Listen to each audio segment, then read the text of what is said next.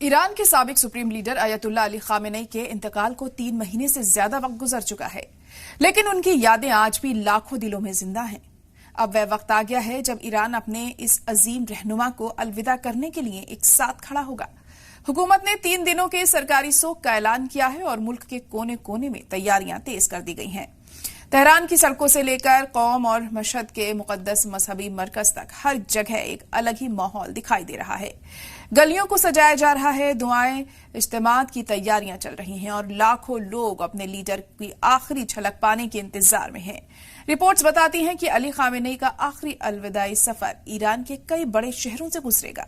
ये सिर्फ एक जनाजा नहीं, बल्कि उन यादों का सफर होगा जो कई दहाइयों से ईरान की सियासी, समाजी और मजहबी जिंदगी का हिस्सा रही।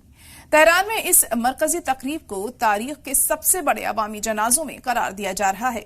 ये तकरीब लगातार 24 घंटे से ज्यादा वक्त तक चल सकती है। लाखों लोगों की मौजूदगी में जब दुआएं गूंजेंगी तो शायद हर आंख नम होगी और हर दिल एक ही एहसास से मामूर हो जाएगा, अलविदा। आज ईरान की फिजाएं सिर्फ गम में नहीं बल्कि यादों की एक लंबी दास्तां में तैर रही हैं। एक ऐसा बाब जिसने मुल्क की कई नस्लों को मुतासिर किया, अब तारीख के पन्नों में दर्ज होने जा रहा है।